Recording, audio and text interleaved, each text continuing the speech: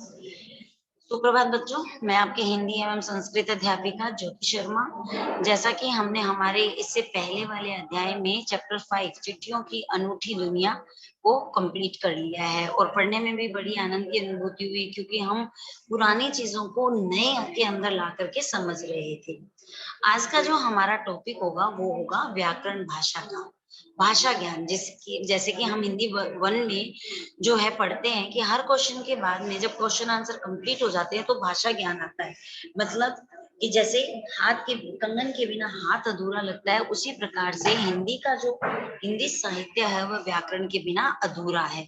तो आज हम लोग व्याकरण में हमारी जो टॉपिक होगा वह होगा विशेषण।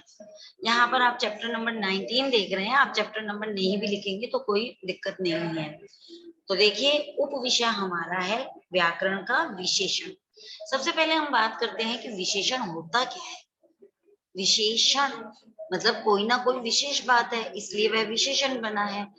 तो विशेष ये जो बातें होती है वो किसके लिए होती है? या तो संज्ञा या सर्वनाम, है ना, इन्हीं की विशेषता बता सकते हैं। जैसे कि कोई बहुत सुंदर स्त्री है तो उसको अपन कहेंगे कि कितनी सुंदर है, तो ये उसका विशेषण, वो सुंदर है। कोई चीज है कि आज ये डाइनिंग टेबल कितना अच्छा लग रहा है, तो ये भी उसका विशेषता हुई। तो विशेषण क्या होते हैं? संज्ञा अथवा सर्वनाम की विशेषता बताने वाले पदों को विशेषण कहते हैं।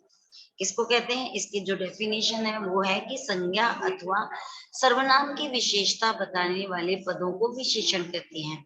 संज्ञा हमने इससे पूर्व किया था, तो संज्ञा की डेफिनेशन हमें पता ही है कि जो किसी व्यक्ति, वस्तु, स्थान आदि का बोध कराते हैं, और सर्वनाम जो संज्ञा के स्थान पर प्रयुक्त होते हैं। तो इस प्रकार से यह होगी हमारी विशेषण की परिभाषा। चलिए अब अपन कुछ एग्जाम्पल्स देख लेते हैं। एग्जाम्पल्स के बिना तो चीज समझ में आती नहीं है। तो देखो, पहला उदाहरण यहाँ पे है, रमा सुंदर लड़की है। तो सुंदर पर यहाँ रेखांकित किया गया, अंडरलाइन किया है। वह लंबा लड़का है, तो लंबे पर भी क्या किया गया है? अंडरलाइन। वे लंबे लंबे पेड़ सुंदर है। ठीक है, ये 3 उदाहरण हमने देखे। तो यहाँ पर प्रयुक्त रंगीन, रंगीन का मतलब यहाँ पे आपको ब्लैक ही दिखाई दे रहा है, तो जो अंडरलाइन है हम उसको करते हैं। तो रेखांकित शब्द जो है वो विशेषण है। अब यहाँ पर यह विशेषण क्यों हुए? क्योंकि यह किसी चीज की विशेषता बता रहे हैं, मतलब संज्ञा या सर्वनाम की विशेषता बता रहे हैं, इसलिए यह विशेषण है। जिन संज्ञा या सर्वनाम शब्दों की विशेषता बताई जा रही है उन्हें विशेष्य कहते हैं। क्लियर है? एक होता है विशेषण और एक होता है विशेष्य। तो विशेषण तो वो होता है जिसकी विशेषता होती है, जिसमें कोई विशेष बात है, और उसका विशेष्य क्या होता है? जिसके बारे में हम बात कर रहे हैं। ठीक है, तो ये हो गया हमारा विशेषण और विशेष्य। अब देखो, विशेषणों के भेद और प्रभेद, ये कितने भेद होते हैं, इनको कितने भागों में बांटा गया है। देखो, भागों के जब तक हम पार्ट्स नहीं करेंगे तब तक हमें चीज समझ में नहीं आएगी। एक पूरी बॉडी को आप दिखा दीजिए और पूरी बॉडी में आप उसको डिफाइन तो करोगे ना कि ये आईज है, ये काम करती है, ये हमारे लंग्स है, ये काम करते हैं, ये हमारी नोज है, ये काम करती है, ये हमारे ईयर्स हैं तो ये काम करते हैं। तो उस प्रकार से जो है भेद होना जरूरी है। तो विशेषणों के जो भेद होते हैं, या जिसे प्रभेद, प्रभेद मतलब उन भेदों के भेद जो होते हैं, परंतु यहाँ हम बात करेंगे विशेषणों के निम्नलिखित 4 भेद किए जा सकते हैं। ओके, सबको क्लियर हो रहा है? तो पहला भेद क्या है? गुणवाचक विशेषण। दूसरा, संख्यावाचक विशेषण। तीसरा, परिमाणवाचक विशेषण। और चौथा, सार्वनामिक विशेषण। हमें हमेशा ये चीज ध्यान रखनी चाहिए, जैसे कि किसी का नाम होता है, हम उस नाम से उस नाम का अर्थ निकाल लेते हैं। ठीक है, जैसे तो उस नाम से जब हम अर्थ निकालते तो हम समझ जाते हैं कि इस नाम का ये मतलब है। जैसे मेरा नाम ज्योति, तो ज्योति का नाम अर्थ क्या होता है? प्रकाश। तो उसी प्रकार से हम जो शब्द होते हैं उनका अर्थ निकाल सकते हैं। जैसे देखो, गुणवाचक विशेषण मतलब गुणों की बात की है। संख्यावाचक विशेषण मतलब संख्याओं की बात की है। परिमाणवाचक विशेषण जहाँ पे परिमाण की बात की जाती है, मतलब कि नाप, तोल, माप, इन सब की बात की जाती है। और सार्वनामिक विशेषण जहाँ पर सर्वनाम की बात की जाती है। तो चलिए, सबसे पहले विशेषण के 4 भेद किए हमने: गुणवाचक विशेषण, संख्यावाचक विशेषण, परिमाणवाचक विशेषण और सार्वनामिक विशेषण। अब सबसे पहले हम गुणवाचक विशेषण की बात करेंगे कि गुणवाचक विशेषण क्या होता है। तो गुणवाचक विशेषण वो होता है जो विशेषण पद अपने विशेष्य के गुणों का बोध कराते हैं। जैसे मैंने अभी अभी बताया कि रमा दूध जैसी सफेद है। अब दूध जैसी सफेद कौन है? रमा है। तो रमा तो हो गया विशेष्य और दूध जैसी सफेद हो गया उसका विशेषण। क्लियर है सबको कि जो विशेषण पद अपने विशेष्य के गुणों का बोध कराते हैं वे गुणवाचक विशेषण कहलाते हैं। जैसे प्रशांत बुद्धिमान लड़का है, वह चालाक लड़की है। ठीक है, तो यहाँ पर प्रशांत के लिए क्या बताया गया? वह बुद्धिमान है। और वह चालाक लड़की है, लड़की के लिए क्या बताया गया? वह चालाक है।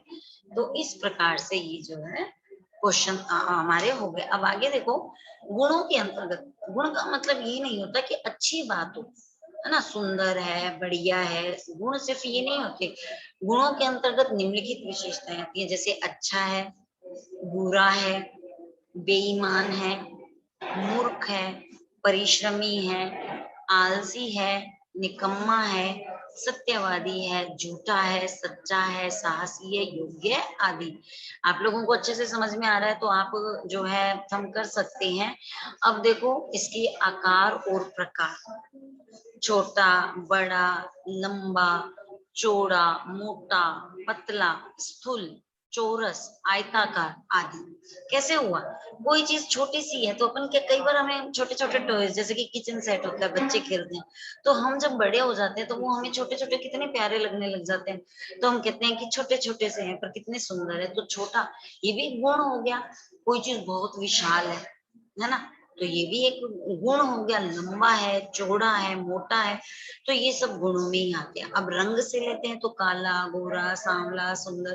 कृष्ण भगवान है, कहते हैं कि सांवले रंग के हैं, तो ये उनकी विशेषता ही तो हुई, उनका विशेषण हुआ। ठीक है, सुंदर, भद्दा, गुलाबी, पीला, हरा, चमकीला, मैला आदि। उसके बाद में आती है अवस्था, स्थिति, दशा। अवस्था में कोई बूढ़ा हो गया, कोई जवान है, कोई धनवान है, रोगी है, स्वस्थ है, दरिद्र है, खराब है, अच्छी, बीमार आदि। फिर उसके बाद में आता है देश काल, गंध और अन्य गुण। तो देश में ग्रामीण, शहरी, पर्वतीय स्थान कितना सुंदर होता है।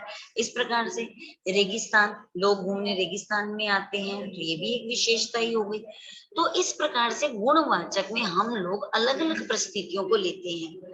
ठीक है, जैसे अवस्था ले लिया, देश काल ले लिया, रंग ले लिया, आकृति ले ली, आकार ले लिया। इस प्रकार से गुणवाचक का मतलब ये नहीं कि सिर्फ अच्छी अच्छी अच्छी अच्छी बातें ही हो सारी। गुणवाचक मतलब किसी ना किसी चीज में उसकी विशेषता होना, और जब विशेष्य की कोई विशेषता होती है तो वह विशेषण जो है विशेषण में हो जाता है। क्लियर है सबको? चलिए अब हम दूसरा लेंगे, संख्यावाचक विशेषण। क्या होता है संख्यावाचक विशेषण? नाम से पता लग रहा है कि कहीं ना कहीं संख्या का कोई काम है यहाँ पर। तो देखो, जो विशेषण पद विशेष्य की संख्या संबंधी विशेषता का बोध कराते हैं वे संख्यावाचक विशेषण कहलाते हैं। जैसे 5, 7 प्रत्यय, जैसे कि कहते हैं ना 5 स्टार होटल, 7 स्टार होटल, तो ये भी तो विशेषता होगी कि वहां पर 7 स्टार होटल देखा हमने, तो वो उस होटल की क्या हो गई? विशेषता हो गई।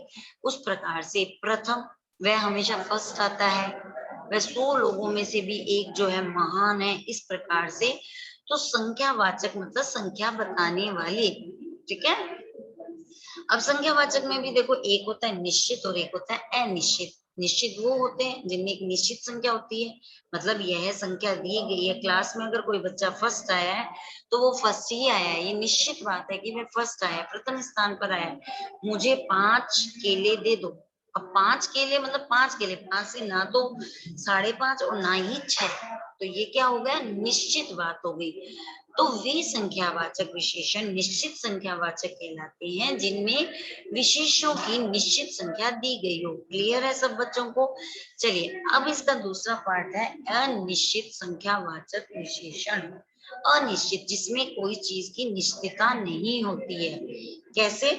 जैसे कि मान लो मैंने कहा, अब कई बार होता है ना कि पड़ोस से हम कोई चीज मांग रहे हैं तो कह देते हैं थोड़ी सी दे दो आंटी, मम्मी ने कुछ चीनी मंगाई है। ऐसे एग्जाम्पल है, कटोरी लेके आप जाते हो, एक बड़ी कटोरी लेके गए और आपने कहा कुछ थोड़ी सी चीनी दे दो, मम्मी ने मंगाई है। तो ये थोड़ी सी का मतलब क्या होता है?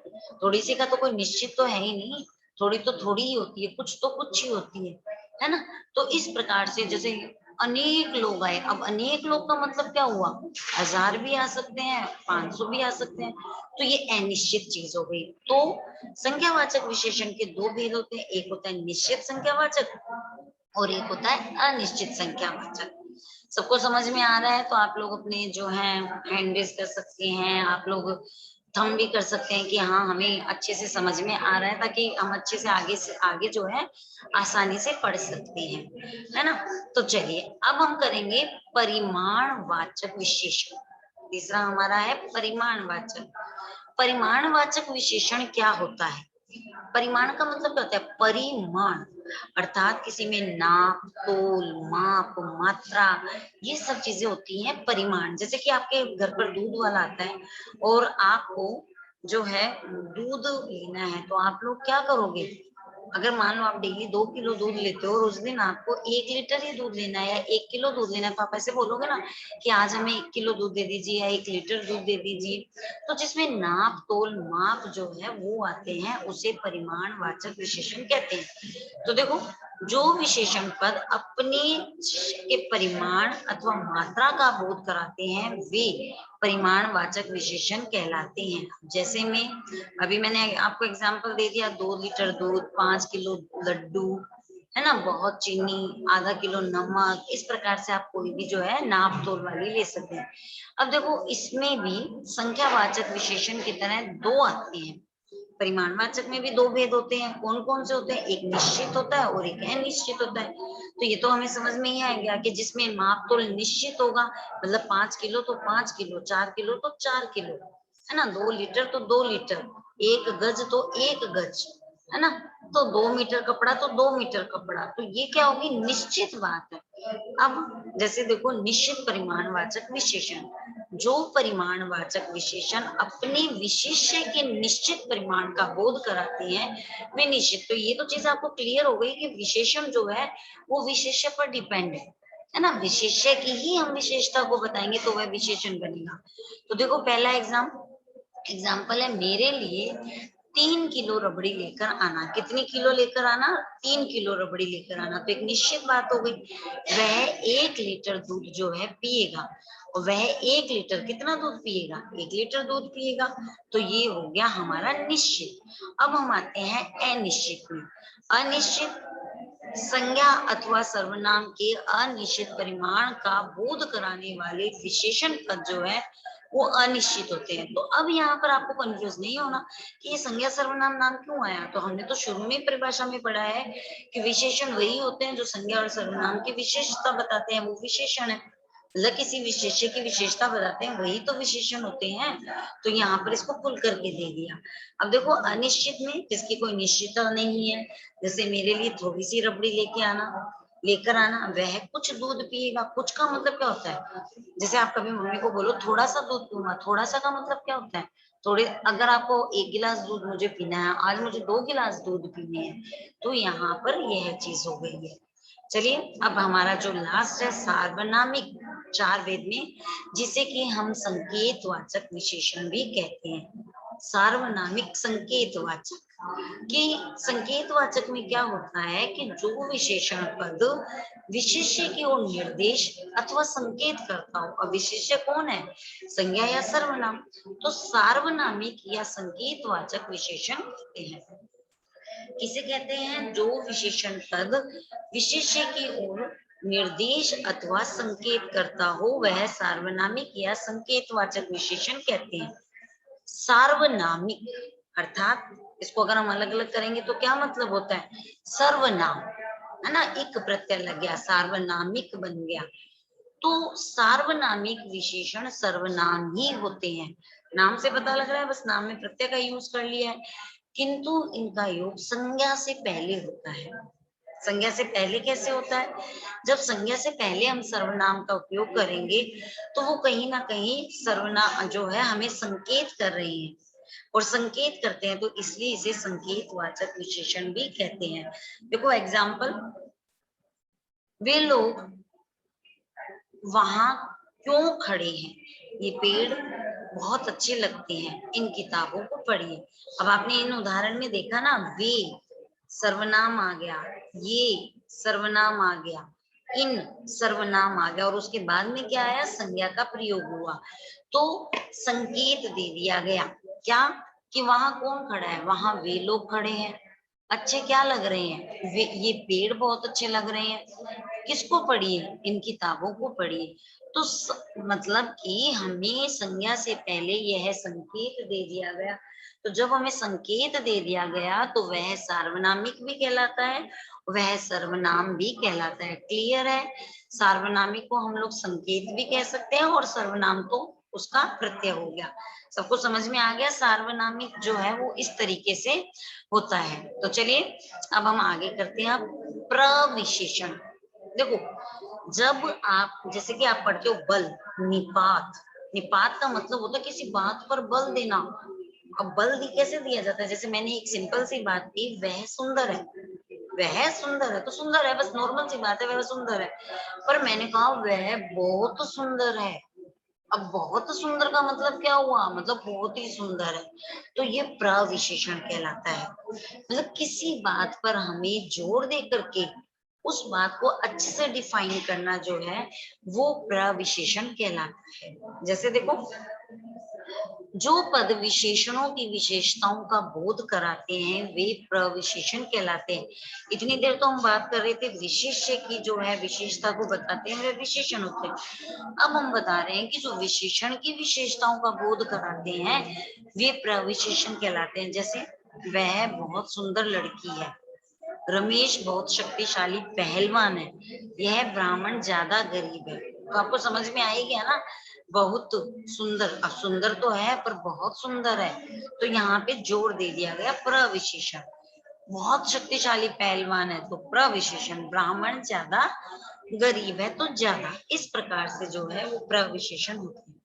चलिए अब हम लोग करते हैं हिंदी में कुछ शब्द मूल रूप से विशेषण है। मूल रूप मतलब मुख्य रूप से, लंबा, ठिगना, अच्छा, बुरा आदि। कैसे हुआ देखो, अब यहाँ पर मूल रूप से ये विशेषण होते हैं। जैसे बहुत लंबा है तो ये विशेषण ही हुआ, उस विशेषण की विशेषता। ठिगना है तो भी, अच्छा है तो भी, बुरा है तो भी।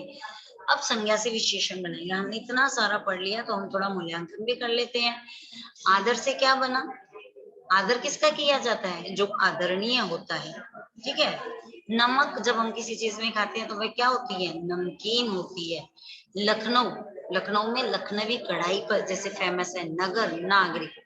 सर्वनाम से विशेषण बनाएंगे तो यह है, ऐसा, हम, हमारा, जो, जैसा। अब क्रिया से विशेषण, चाल, चालू, भागना, भगोड़ा, भूलना, भुलक्कड़, पीना, पियक्कड़, जो पीता ही रहता है वो पियक्कड़। अव्यय से, अव्यय क्या होते हैं, अव्यय वह होते हैं जो क्रिया, कारक, लिंग, वचन किसी के साथ लगने पर कोई परिवर्तन नहीं करता। जैसे ऊपर से ऊपरी बना, आगे से अगला बना, है ना। अब जैसे आप लाइन में खड़े होते हैं तो कहते हैं कि, वो कहता है कि आगे चलो, तो आप लोग क्या जवाब देते हो, अगला चलेगा तभी तो जाऊंगा। तो आगे से उस अव्यय से विशेषण बन गया अगला, पीछे से पिछला। ओके। अब देखो यहाँ पर, अब आप लोगों को ये जो चीज देखनी है, इम्पोर्टेंट है ये आपके लिए, क्योंकि इसको जब तक हम नहीं पढ़ेंगे तो ऐसे बहुत सारे जो होते हैं अव्यय भी होते हैं जिन्हें हमें पढ़ना होता है। ठीक है। तो देखो कितनी अवस्थाएं होती है, आपको यहाँ पे ये चीज जो है वो देखनी पड़ेगी कि कितनी अवस्थाएं। विशेषण की 3 अवस्थाएं होती है। इनका ज्ञान गुणवाचक विशेषण में तुलना के आधार पर होता है। तुलना के आधार पर कैसे होता है, जैसे कि स्टेप बाय स्टेप हम चलते हैं, स्टेज होती है, first stage, second stage, third stage, है ना। तो वैसे ही विशेषण की भी 3 अवस्थाएं होती है। इनका ज्ञान गुणवाचक विशेषण में तुलना के आधार पर होता है। तुलना की जाती है, जैसे एक तो होता है श्रेष्ठ, एक होता है उससे ज्यादा श्रेष्ठ तो श्रेष्ठतर, और एक होता है उन दोनों से श्रेष्ठ तो श्रेष्ठतम। ठीक है। तो देखो ये 3 अवस्थाएं इस प्रकार है। पहली अवस्था है मूलावस्था, दूसरी अवस्था है उत्तरावस्था, और तीसरी अवस्था है उत्तमावस्था। जैसे प्रिय, श्रेष्ठ, लघु, चतुर आदि, ये तो मूल अवस्था है। नॉर्मल बात है कि वह मुझे बहुत अच्छा लगता है, वह सबसे, वह श्रेष्ठ है, वह लघु है, वह चतुर है। तो ये तो एक मूल बात हो गई, नॉर्मल सी बात हुई। अब उसकी उत्तर अवस्था, वह मुझे प्रियतर, मतलब प्रिय से भी ज्यादा प्रिय है, श्रेष्ठ से भी ज्यादा श्रेष्ठ है, तो तर लगेगा। उत्तर अवस्था में क्या लगेगा? तर। चतुर, चतुरतर। लघु, लघुतर।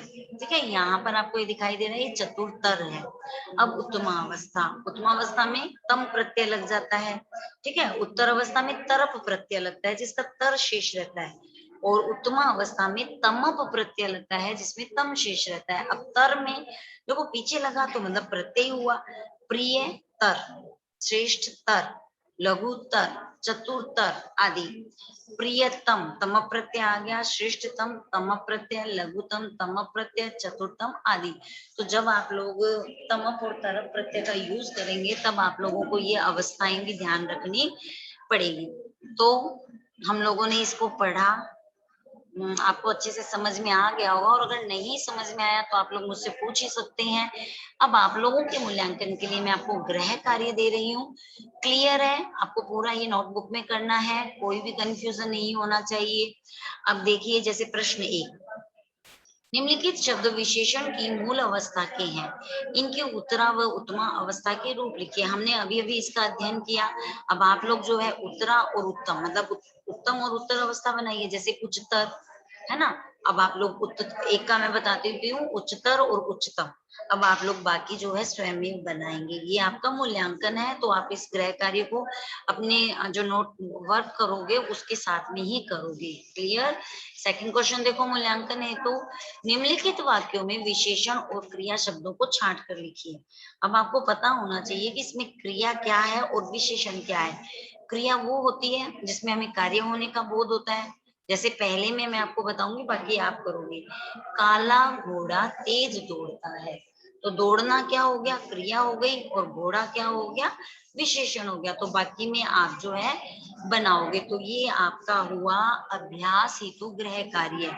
मैं हमेशा हर बार एक ही बात कहती हूँ, जिस चीज को हम कर रहे हैं उसका मूल्यांकन करना बहुत जरूरी है। मूल्यांकन के बिना हमारा ज्ञान अधूरा रहता है। हमने कितना सीखा, हमें यह भी तो जानना जरूरी है कि हमने कितना सीखा, तो उसके लिए मूल्यांकन करना जरूरी है। तो आपको मैंने अभ्यास हेतु गृह कार्य दिया है।